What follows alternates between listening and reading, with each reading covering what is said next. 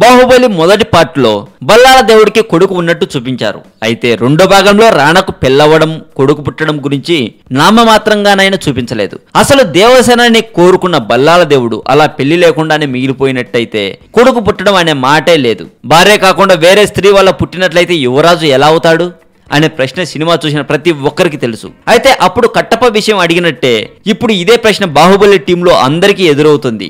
ఎవరు ప్రమోషన్లలో కనబడ్డా ఈ ప్రశ్నని తప్పనిసరిగా ఎదుర్కోవాల్సిందే. అయితే ఇప్పుడు ఈ ప్రశ్నకి స్వయంగా బల్లాల దేవుడు సమాధానం చెప్పాడు.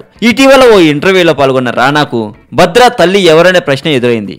దీనికి స్పందించిన రాణా, భద్రకు తల్లి లేదు, అతను సరోగసి విధానం అంటే అద్దె గర్భం ద్వారా పుట్టాడు అని సరదాగా సమాధానం చెప్పాడు అంటూ వార్తలు వస్తున్నాయండి.